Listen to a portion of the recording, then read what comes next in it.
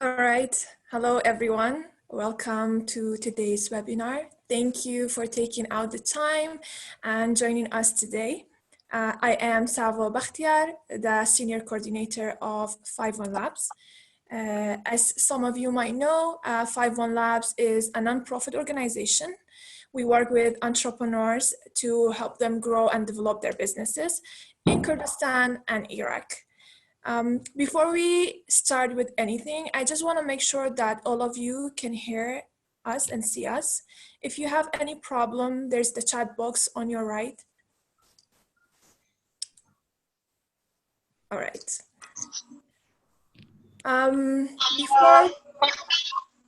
Hello. If I can ask you all to mute yourself. Okay. Okay, so a couple of housekeeping points before we start introducing our speakers today. Like I said, we will be muting you all for a better sound quality. At the end of the session, there's gonna be a Q&A, 15 to 20 minutes. It's an open window for you to ask any question you have for the speakers. You have the chat box. If you cannot find it, at the bottom of your screen, there's an icon that's a chat. If you are using your laptop to join us, if you are using your smartphone, on the right side at the bottom, there's an option more, click it. The second one is chat. So during the session, during the presentation, you can ask any question that you have. And then at the end, our speakers gonna answer them. Also, if you miss anything during the session, we will be recording this and sharing it with you when it's available. All right. So today is special because we have more than one speaker, which is great for all of you and including me. Today we have the founders of a startup, a business that I think most of us have been using and we are familiar with, which is Lezzoo.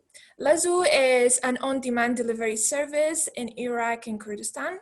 The founders are here with us today, Yadgar Merani, Rekar Botani, and Ala Batal.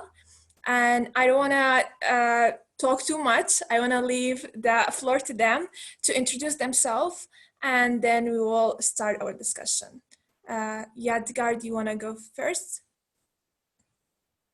Yes, sure. Can you hear me? Can everyone hear me? Yes. All right. Thank you, everyone, for being here today. And thank you, Savo and 51 Labs, for organizing this webinar. It's a pleasure to be here. So yes, I am Yadgar. I am the co-founder and CEO of Lezzoo. As Savo said, Lezzoo is an on-demand delivery service, which is the first Iraqi and Kurdish startup to be accepted by Y Combinator, which is the leading accelerator for startups based in Silicon Valley, the same accelerator that backed Airbnb, Coinbase, Dropbox, Firebase, DoorDash, and many more very well-known startups. I would also give my co-founders a chance to also introduce themselves before we actually move on to the content of this webinar. Rekar or Ala, would you like to go ahead, please? Hello guys, I'm Rekar Botani, the CTO and co-founder of Lezzoo. Thanks for having you guys. Hello. Hi guys, thank you very much for being here today. My name is Ala Batal. I'm one of the co-founders of Lezzoo and currently working as the Chief Operating Officer there. Thank you very much for being here. All right, thank you very much, guys. Savo, should I just continue with the content of the... Yes, so I forgot, sorry, but today's topic is about rapid scaling and the difference between scaling and growth.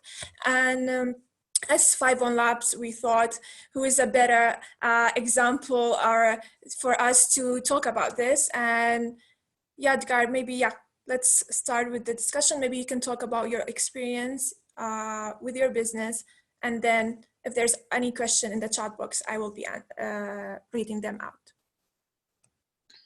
Sure, thank you very much, Savo. So yeah, today we want to talk about rapid scaling for startups. So what we've done is we've just created, of course, an aspect of it is theoretical and what we believe that should be prioritized and highlighted by startups. Then we move on to the actual real life facts or our own personal experience throughout our growth and development. So I think the first thing is for us to look at what a startup is.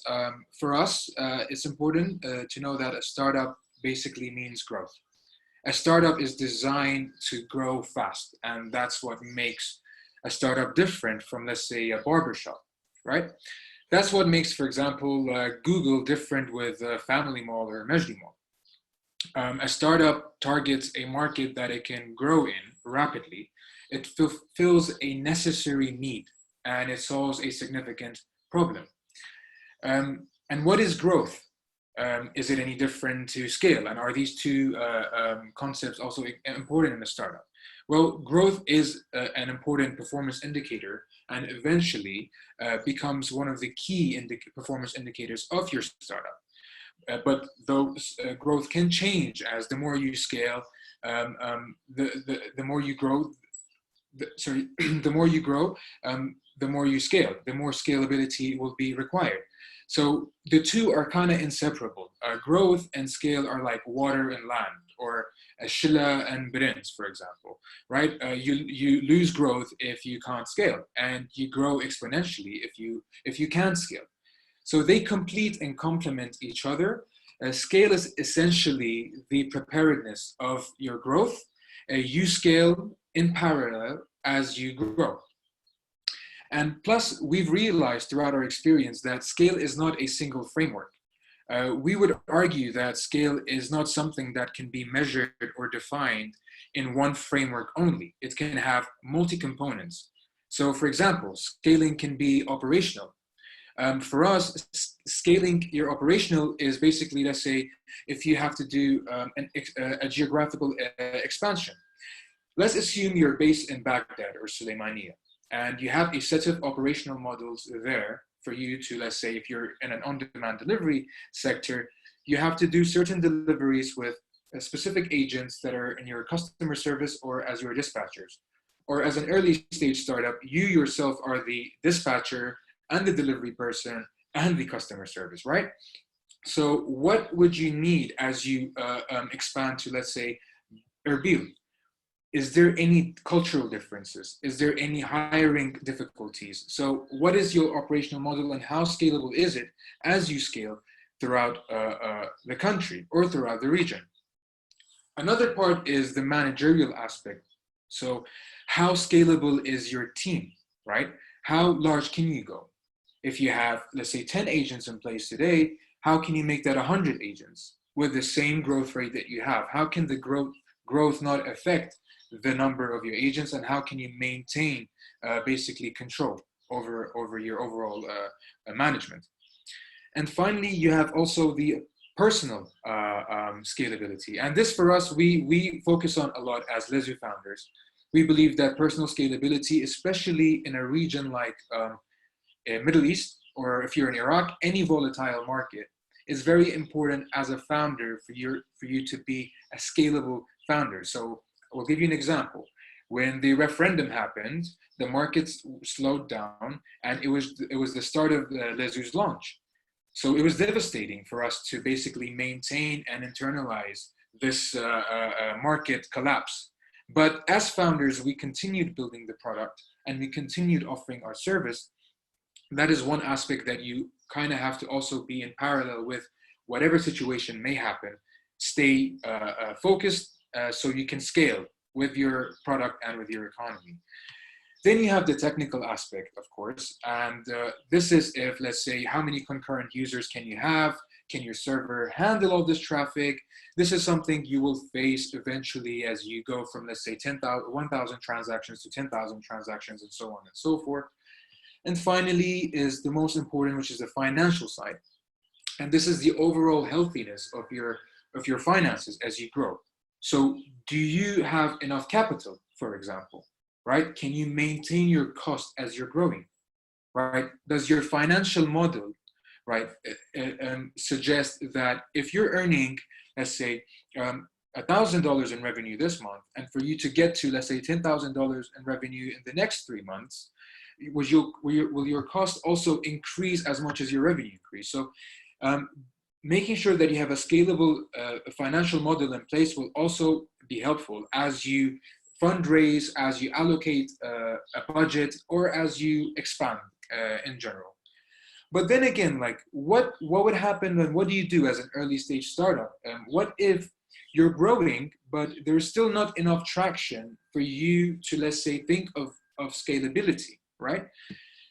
This is normal. This happens for early stage startups. So it is important to have this very basic principle in place. And this is something we were taught and during our program with Y Combinator. And this is famously stated by the founder of Y Combinator named Paul Graham. By the way, I will be sending you these materials after the webinar. I'll send it to Savo so she can forward it to you. So Paul Graham says that do things that don't scale, right? You will think that this goes completely against the principles of scaling and growth. But what he essentially means is that, for example, in times we've had to do deliveries ourselves, right? Now that's not a scalable solution. For why should a CEO be doing deliveries? Why should the technical officer be doing deliveries? At some points, we used to get orders, and Rekar, our technical officer, we still have the receipt, the invoice. We made the first delivery from Hardee's to one of the customers. We just got we launched our app, and we just got an order out of nowhere. So Rekar went and made the delivery. Like, that's not a very scalable thing to do, but sometimes you are required to do certain things in your startup until you eventually find something that will be scalable, can take you to the next level, right? Airbnb, which is one of the main renting property, let's say, services around the globe. What they did was the founders themselves used to take pictures of every apartment they would put on their platform. Okay, so how long are you going to be taking pictures of the apartments? What if you have, let's say, 1,000 apartments that you need to onboard? Like Allah, for example, used to do sales. He would go to merchant. I mean, even now, still we're doing that. We go to like merchant to merchant. I will go to Duhok and get merchants on board. I will do sales myself. But what if I start operating in Iraq, Syria, Jordan, Egypt? I will not be able to be flying everywhere and bringing all these merchants on board. Of course not, right? So it's okay sometimes to do things that don't scale, but until you find a perfect scalable model where you start putting those plans into execution. So overall, as we see, it is fine. Though at the same time, if you do not act quickly as you grow, then things may turn the other way around. So we will use some examples of this. Uber, when they expanded out of San Francisco and they had a more traction in other markets in the US, they had an issue with updating their driver app. So what happened was they would have one version of the driver app in San Francisco, and they would have another version of the driver app, let's say in Dallas. So what would happen is, given the fact that Uber's main metric and driving metric is having drivers, enough riders, because we will move on to the point of what can be a risk for services like us. So Uber needs to have enough drivers so they can always maintain supply. So because of this issue, Uber not only lost revenue, they lost drivers, and they lost customers because of the small issue that they could not successfully update all of their driver apps. And there's another example of Carriage. Carriage is a food delivery app that started in Kuwait, which recently, not so recently, was acquired by a huge delivery conglomerate known as Delivery Hero. So Carriage started in Kuwait, and they had a differentiating model, and they had a service which a lot of people were using. So they expanded to Saudi, they expanded to Qatar, they expanded to UAE. But the issue was their app had so many restrictions, technical restrictions, that they couldn't add any more features where they could basically go ahead of their competitors because it was not scalable for that. It was not adapting the growth of the startup. Eventually, the app's entire user interface and software was changed by their parent company, which is known as Talabat, now operating in Gulf. And finally, Fastlink. I don't know if you can recall when PUBG became a local epidemic. when so many users were playing PUBG that there was so much traffic on the towers of Fastlink that they had to put a limit, and they started this huge campaign to like limit players and say like PUBG is somehow haram, right? They gave a fatwa saying that you shouldn't be playing PUBG because it's haram somehow, right? So this is what scalability can do. For us, when we increased our orders, what happened was we had a high turnover of drivers. So we would get drivers and lose drivers, and we couldn't bring enough drivers to maintain the supply, so to maintain the demand. This caused significant problems, and I would say that until now is still an ongoing issue, but is definitely less than what we had, because we managed to put a scalable solution for a temporary time until we have, let's say, we reach, let's say, 5,000 transactions where we would need 500 drivers. Then of course we'll have to reevaluate our model to be scalable, and so we can grow without losing revenue, without increasing cost, without losing drivers, and without losing customers. The same issue we faced with addresses. We used to have addresses where you would just click the app, it will just take your coordinates, and you will deliver there. Then we realized this is a mess. We would call the customers and then find here and there, but then we realized if we add just 2 more fields where the customer can put an extra details of where they are, that would reduce the number of agents and interference, and the customer will not be nagged so much by our customer service team. So every startup has a set of, like, let's say, as I said, driving metrics that you focus on throughout your growth and as you scale. So for Reddit, for example, Reddit, the front page of the internet, as they call it, their main growth metric is the amount of users they have a day. So how many visitors they have on their website. They're in advertising, they're in the advertising category.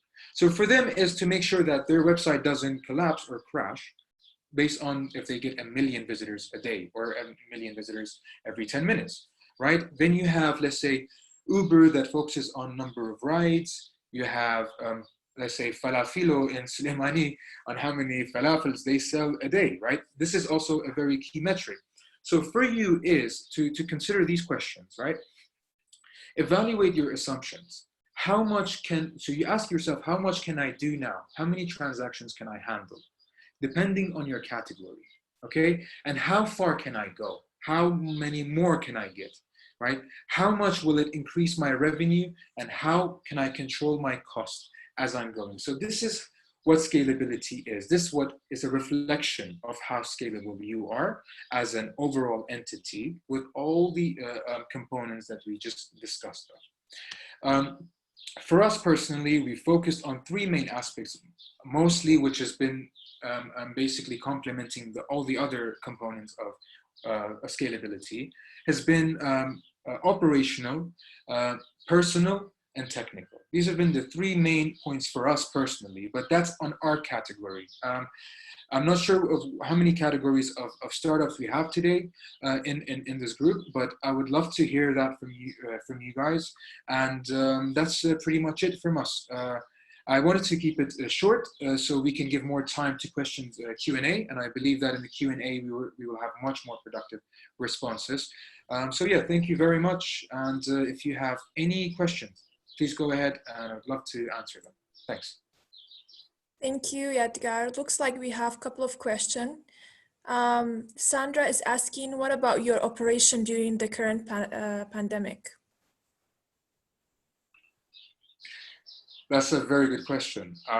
Ala, would you like me to go ahead, or would you like to answer that? Well, no, it's fine. You can go ahead. Okay. Well, the operation has been very difficult. I would say that this is something we've never experienced in our life. So we've been operating for 2 years on a set of principles and schedules.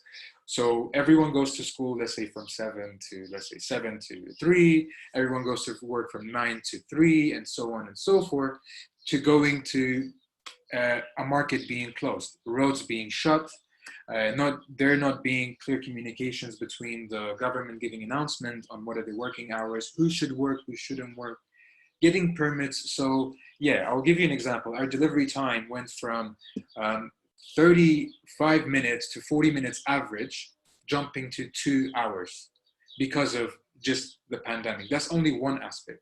And of course, I don't know if I'm sure you know, the government decided to close down all the restaurants. So this was also, it definitely had for us right now, we're going through a moment as founders. I would like to clarify this as well. As founders, we're going through a moment of repivoting. So we're reevaluating the entire situation, and we're trying to create a model that can adapt the current situation with the assumptions that what if the situation gets better and in the future another wave comes? What do we do then? But that is still far ahead since we're fixing the issues that we have now. I hope that was a helpful answer to your question. She also asked if you need a certain approval from the government to be able to deliver. Well, no, the government, what they do is they issue statements very randomly, by the way. There is no like a website or anything. You will just see a picture of someone taking a picture of a paper that will circulate around the social media, which will say that, again, if you are a delivery company then you can work only 6 hours. So when you go to a checkpoint, they will ask you, are you a delivery company? And you say yes. And they're like, okay, you have 6 hours to work. And you're like, great, thanks. It's been like that. Muhammad is asking, did you have a go-to-market strategy and did that help you reach product market fit? Or is it different for the Middle East? Oh, that's a very, very good question, actually. So for us what we did is basically we are kind of like our own users. We are our own customers. So what we did was, usually I'm sure that this is common and we all know because we're in the same community, that we always have a lot of opinions and suggestions and comments and complaints about the current available services. And we usually say that, Huska, like, I wish this was this way. I wish they did that. If they could do this or if they could do that. So what did we essentially do is we made those comments and suggestions and complaints into a service called Lezzoo, which we wanted to solve those problems. And that is because what you hear as whatever is the echo of the community and the voices is what they basically need. So you create something that people really need. And that's how essentially you can achieve product market fit. If you're essentially solving a serious problem, then yes, you will definitely reach product market fit. Thank you. There's another question. How can you relate value chain of your business to the rapid scaling? Example, restaurant business value proposition is fresh food delivery, but rapid scaling is about startup early stage of its operations, which does not know anything about rapid scaling because it has limited number of customers. So can you elaborate on this situation?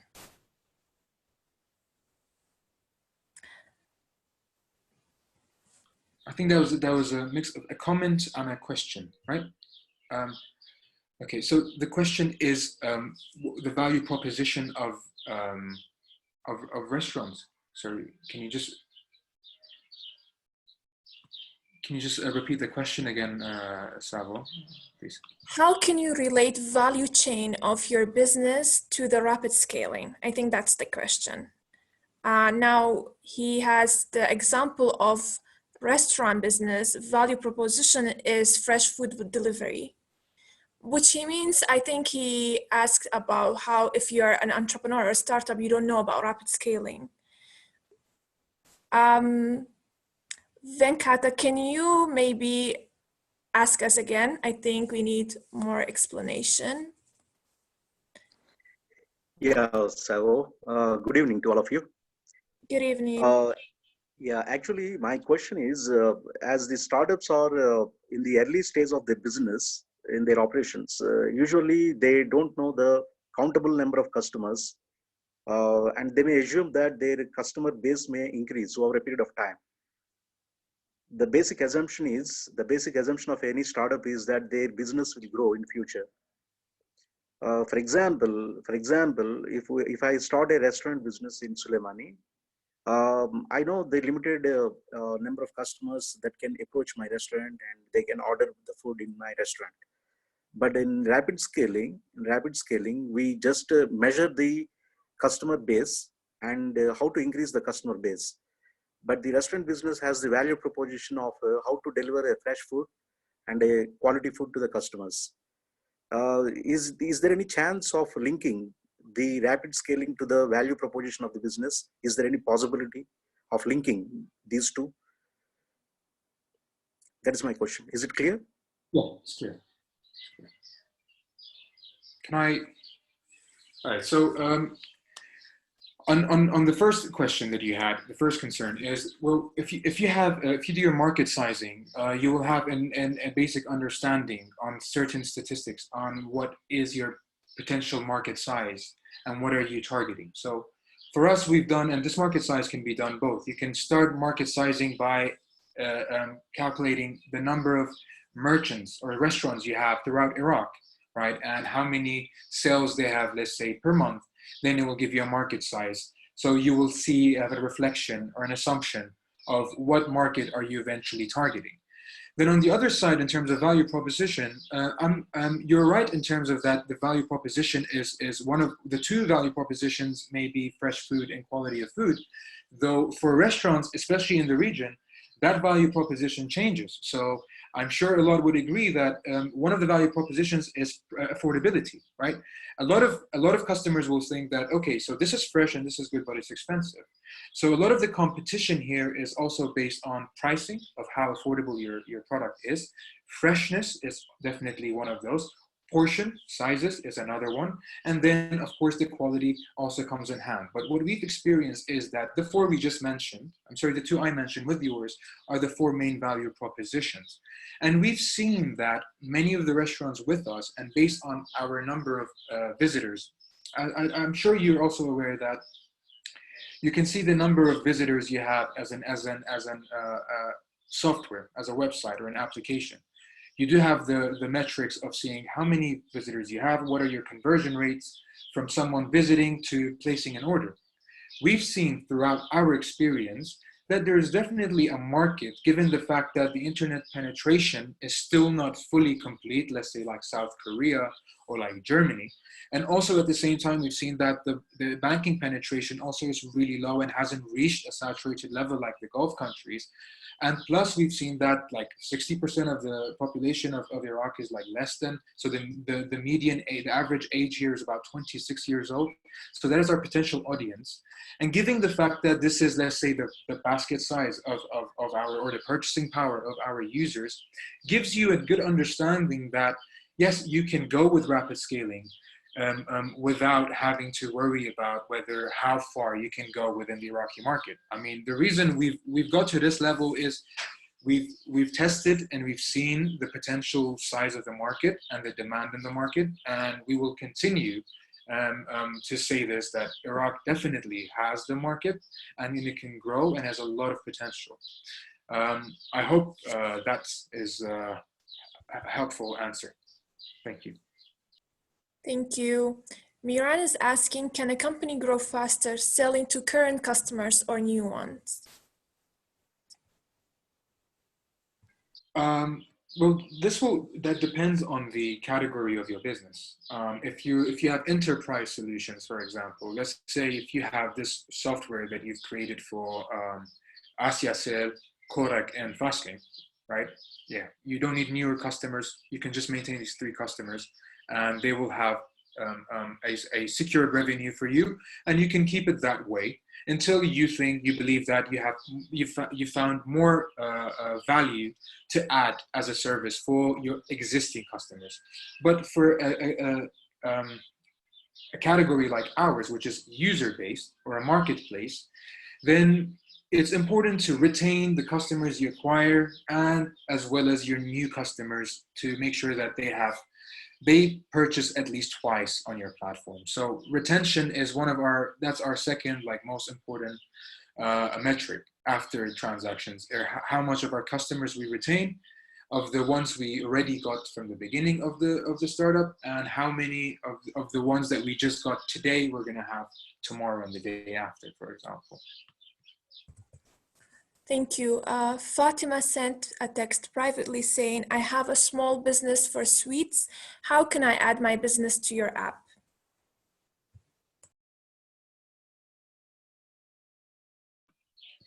Okay, so it's you can contact us through the app, or you can contact us on our social media, or you can find us on Google with our details are there. You just call us and our commercial department will get in contact with you and get you on board ASAP. Sandra is asking, what platforms are you stressing on to reach customers by paid ads or campaigns? We mostly, I would say that we use Facebook as one of our prime platform of reaching customers and acquiring customers. And that's been it. The rest, we just depend on word of mouth. That's been our, throughout our growth and development, that's been our main strategy of getting customers on board. If you have a good product that satisfies your users, you will not need to increase your customer acquisition cost that much, as long as you maintain the service of your quality. Especially for a market such as the one in Iraq, where services that we are speaking of are still quite new. So customers are getting this experience as a first time onboarders. It's not something that they've used for the third or fourth or fifth time for them to compare you to anyone else. So maintaining your quality of service will reduce your marketing costs and acquiring customers. But if you do need to acquire customers, Facebook can be quite handy, more than, let's say, pay-per-click by Google or Google Ads. That's been our experience. Thank you. Venkata is asking, can you mention any techniques of rapid scaling? I will read out the next question by Mahmoud as well. How did you approach the culture difference in Erbil, the high, middle, and lower levels for customers too? Okay, so the first question in terms of techniques of rapid scaling is just remain focused and consistent and concentrate on as you scale, issues erupt. It's just inevitable. When you're scaling, problems happen. And when problems happen as you scale and grow, you have regulatory problems, you have financial problems, you have operational, managerial, so on and so forth. So the main technique is to maintain that scale, is to maintain your concentration and focus, and make sure you reach those assumptions that you've had in your financial model, or the targets you've set for yourself, without it letting that affecting your focus. If it does, then there's high possibility you will not catch up, because startups grow. When they grow exponentially.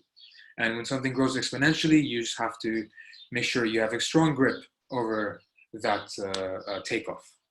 On the question, the second question was, sorry, culture difference in Erbil. Yep. So we basically we targeted one segment, and that is the middle class. And through the middle class, what's happened is they've referred us to the higher and the so the whole spectrum basically has been filled by the middle class. That's been our strategy. Though now we're starting to explore different ways of making sure that we're providing a service that basically helps all classes, and those who are working less, or those who are government employees, or those who are in the private sector. We want to make sure that Lezzoo is an affordable service for everyone, and is sustainable, regardless of putting a affordable model in place.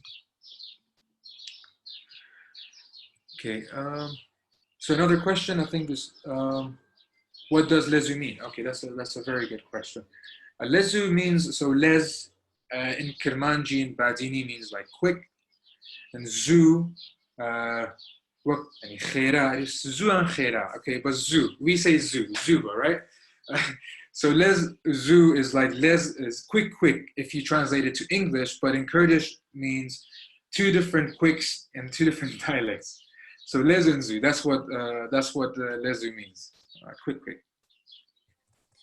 Rajan would like to ask the question himself. Rajan, feel free to unmute yourself. Okay, thank you, Savo. Hey, everyone. So I actually have a question for Kakrakar because I'm a technical person. I do want them to talk about their infrastructure if it is possible, and specifically about their, well, their user base. If like, have you implemented microservices? Have you moved on to a distributed architecture? If so, when was the number of your users? When did you realize you have to move to a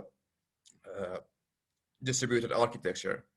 And also, what I'm curious if you can like give a rough estimate of your users and the cloud you are using. I assume it is AWS. Is it affordable? Should somebody if I want to create a software like yours, a product like yours, should I go for the cloud or should I use other cheaper services? Okay. Thank you for the question. In terms of the like AWS, I think in a small scale you would not need to use the AWS like large instances. I'm sure you know what the instances are, but you can also always start with the small one, which is like cheap, and compared to other normal hostess, you have more controls over that. So if you think that your business will scale, I'm definitely recommending you to use a cloud service because scaling is easier there. Whenever you need the higher specs, you can scale easily without losing anything. And in terms of microservices, yeah, we started to implement microservices like a year ago, and we have multiple microservices for each, let's say, calculations in the system and cron jobs. So yeah, and I'm sorry if I forgot any of your questions. What about the user base? When did you realize that you need to migrate to microservices?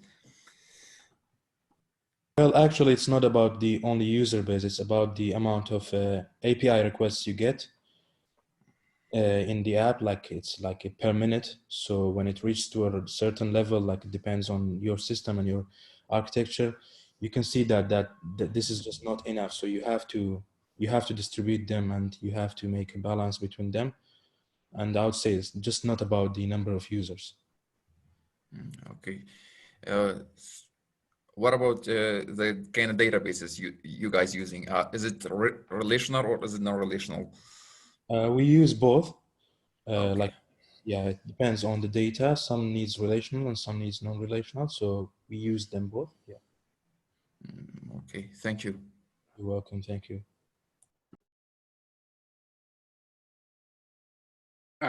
Sorry, I think there's a question by Sandra. Are you looking forward to scale? So the question is, are we looking forward to scale in the Middle East, or do you think Lezzoo would only peak in Iraq?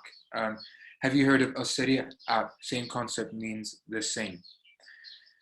Okay, so I will start with the question with that first question by Sandra. Well, it depends. I mean, if you're conducting your market research and you're aware of what products you have available in the region, if you have a strong enough value proposition, so or a differentiating point to the existing products in the Middle East or North Africa, then no, we're not going to be limiting ourselves to Iraq only, to peak in Iraq only. And depending on, since given the fact that Iraq has such a volatile market, it's not very easy for a founder to say, okay, well, I'm just going to be in Iraq because Iraq has, let's say, can have 3 major events happening a year, average. And then, for example, like Jordan may have 3 or 4, 1 event happening every 4 years, or Egypt may have, let's say, 3 events, 1 event happening every 3 years.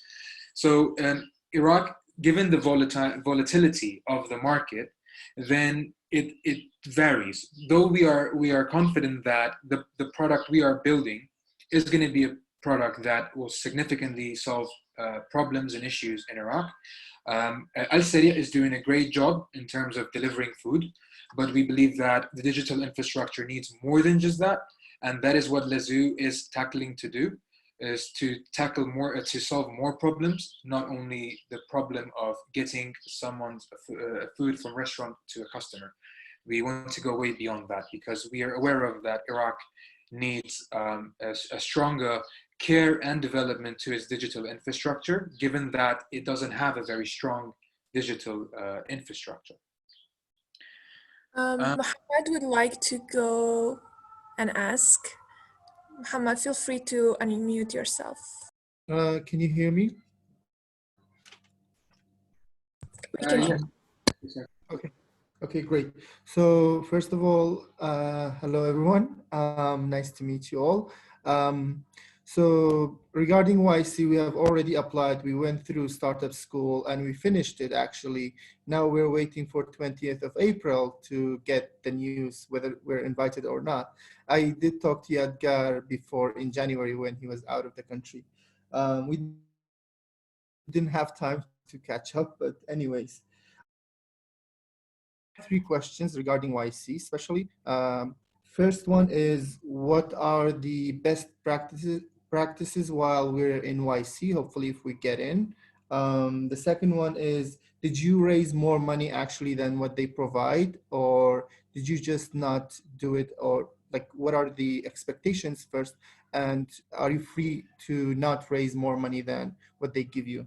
And the last one is, as investors, how have they been so far with you guys in terms of growth and scaling? Do they actually push you to scale, or they just become a passive investor in the business? Sorry, thank you. Thank you, Mohammed. If you can just on the, okay, so I'll go on. First of all, it's good to finally meet you. We did talk to each other over LinkedIn. As you can see that after January, things kind of like fell apart. Things kind of went down. So I surely do apologize for not getting back to you. So I'm really happy that you've gone through startup school. Well done and congratulations. And I really do hope that they will contact you. And as always, we're here to help you with whatever need. You have my contact details. You can always contact me. So let's go back to your questions, starting from the first one. Well, one thing that YC would always expected you from, as you've already seen from the startup school program, is just know your metrics. Always know your metrics and know your prime growth metrics. That is what they will ask you. Whatever you'll be asked with is, what is your unit economics? What is your traction like? Right? These are the two main questions. And how large is your market? And they're saying this as for you as a founder to know of how much of a big problem you yourself are solving, right? Whether the market size is large enough for investors to know, to engage in, to participate in. And the other two aspects is the overall healthiness of your own startup, right? They always mention this, whether, so you know how well you're performing as a startup. And I'm sure you've gone through all the weeks. It depends as well whether you've launched or you haven't launched, but overall they have all the materials. And throughout the whole program, this is all you're going to be focusing on, is your unit economics, right? And then your market size, right? And what is it that you do that is essentially different with existing products. On your second question, did we raise more? We raised, I think we raised enough, given that we're in our market in Iraq. Fundraising is different. So if you're fundraising for Iraq, is different if you're fundraising for the US. So $1 million for the US is nothing. It's not going to last you 6 months. If you're based in Silicon Valley or the Bay Area, forget about it. $1 million is not going to last you. So $1 million for Iraq is a lot. That can be minimum for you 2.5, 3 years of runaway. If you have good enough of a positive, so cash positive startup, then that capital may just stay in your bank. So this is also important for you to always know how much is enough for you to raise. The more you know that, the more YC will be understanding and will help you to fundraise. Plus, investors will also be more understanding in terms of how much you need and how you would allocate that budget. On your final question, as investors and how have they been, are they active or passive? So far, they've been passive investors.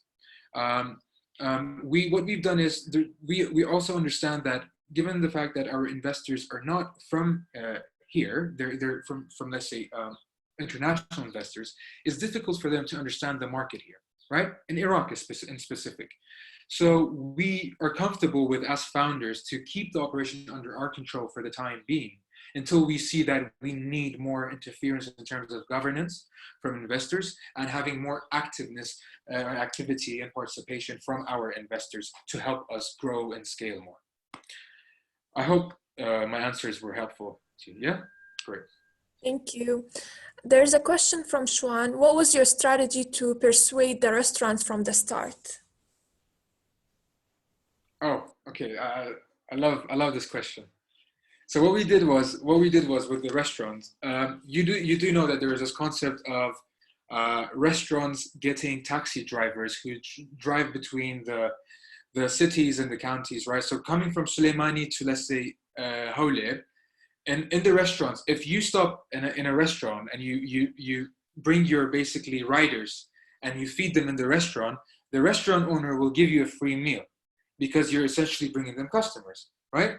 So I basically mentioned the same thing to the restaurant, saying, think of me as a taxi driver, think of me as a shuttle or as a bus. I will bring you customers. Do you think I have the right to have a free meal if I bring you 10 customers to have 10 meals?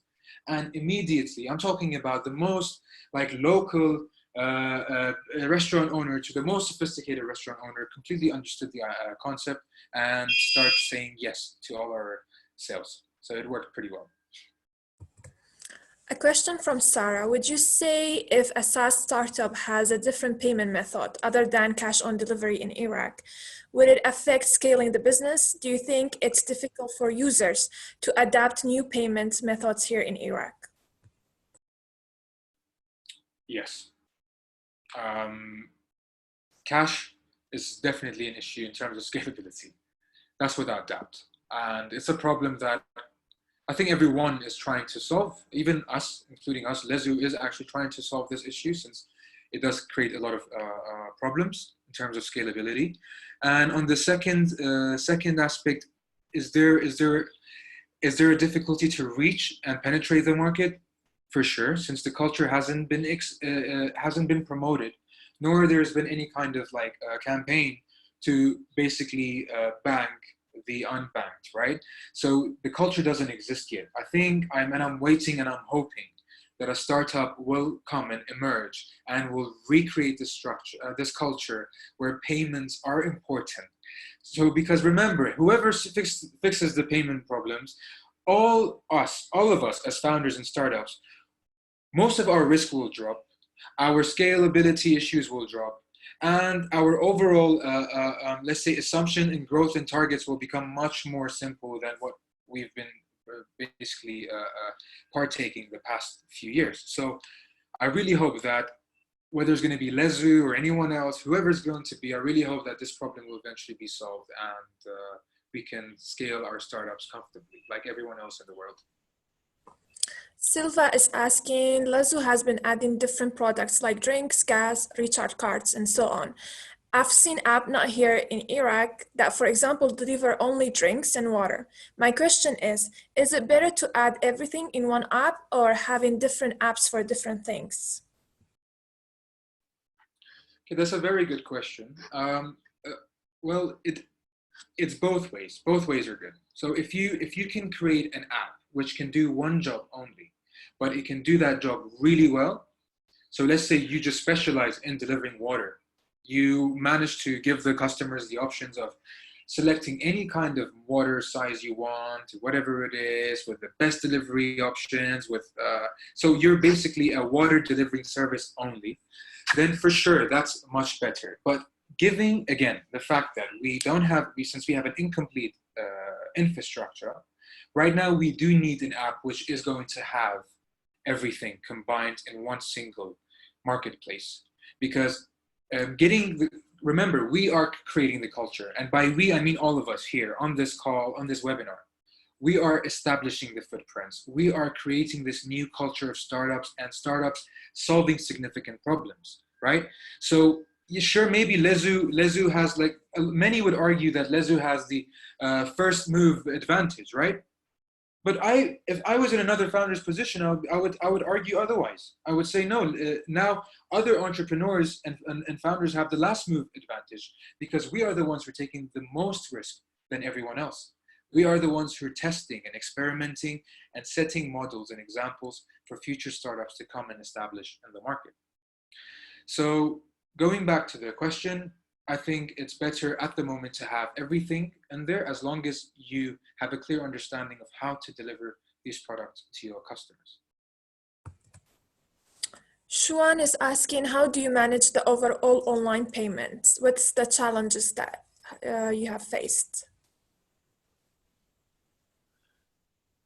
So with online payments, we've only integrated one wallet with Lezzoo, and the issue I think was the issues we faced with that was mostly their API not being updated and maintained, which caused some problems that our customers actually complained about Lezzoo for saying FastPay is not working, and that was not from our side; that was from their side.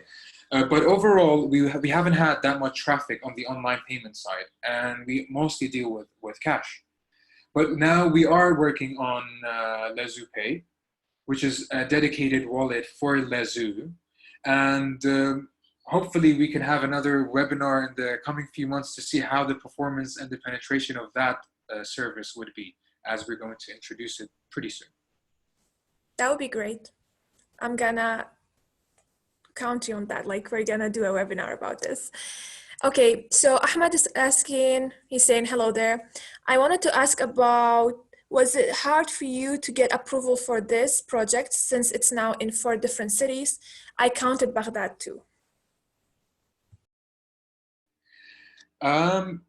Yes and no.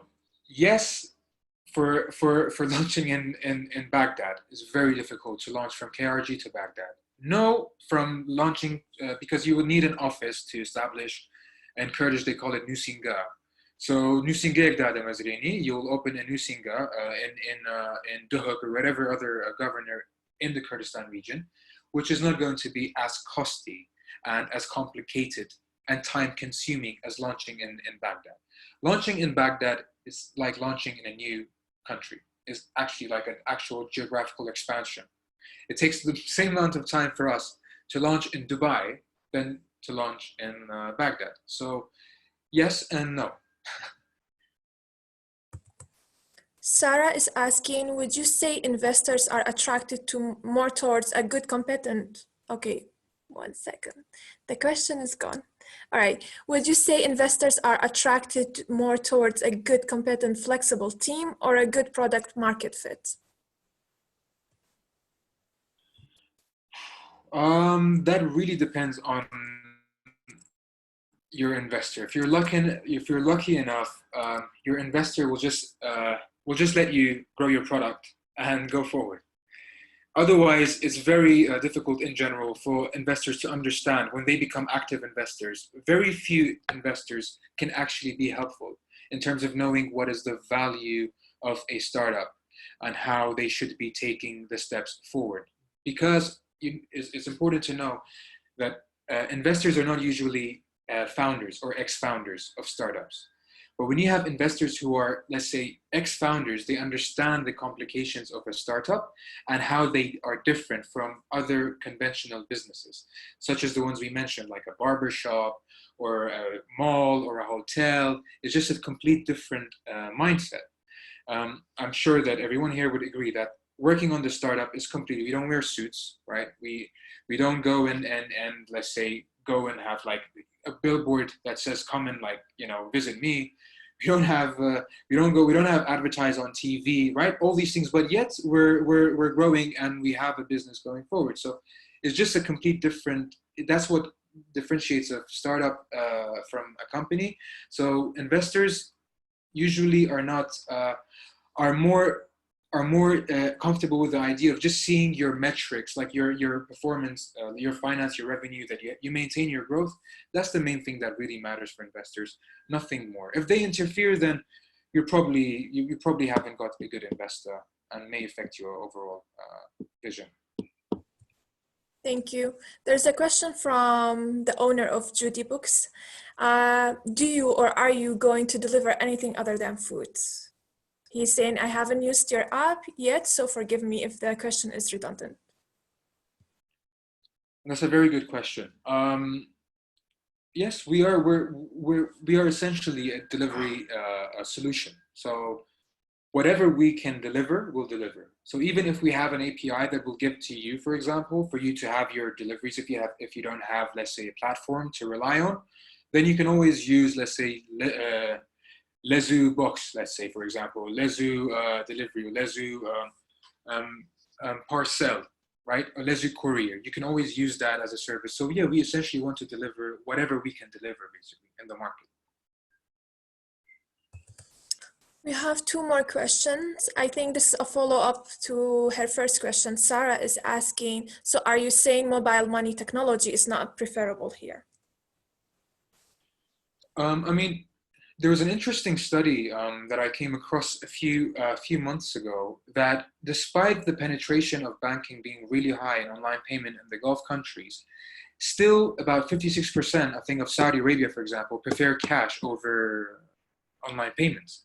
So it's different in terms of what your customers prefer in terms of a payment option than how you manage your payments operationally, right? So for us, we would be much better off by operating based on online payments rather than depending on cash only, since it's a lot of human interference and not much room for automation and, let's say, having technology to be facilitating that overall mechanism. So you may expect your customer response not to be as positive as you expected for online payments. Again, because the banking penetration in Iraq is somewhere around 8 to 11%, and we're in the year 2020. So it's quite bizarre that we've reached this level, and it will take us at least maybe another 5 to 10 years for this penetration to increase and for customers to understand the value of online payments rather than using cash as a primary tool, a primary method of paying. Thank you. One last question because we are running out of time. But Ahmed is asking, how do you manage the orders from Carrefour when not all products are available in all brands? And how do you see your new partnership with them?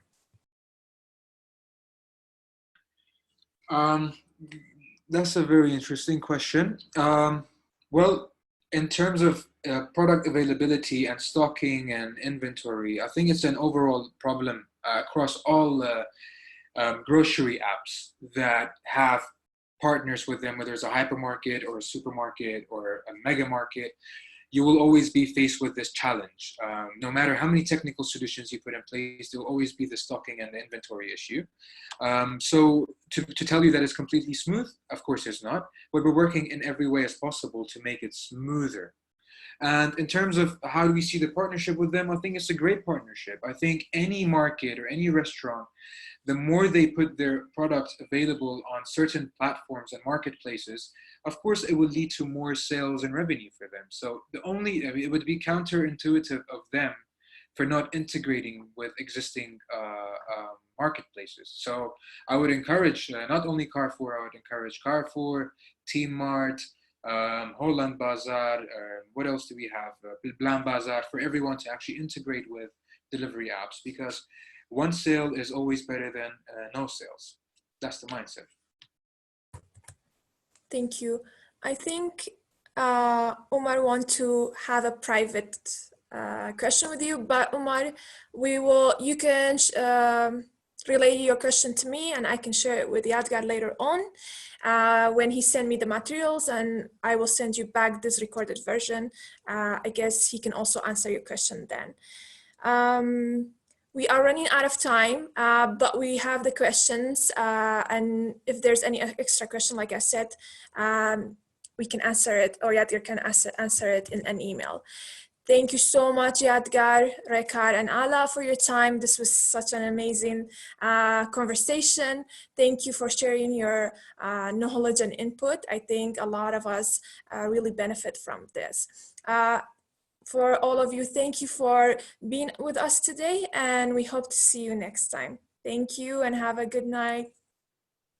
Thank you. Thank you.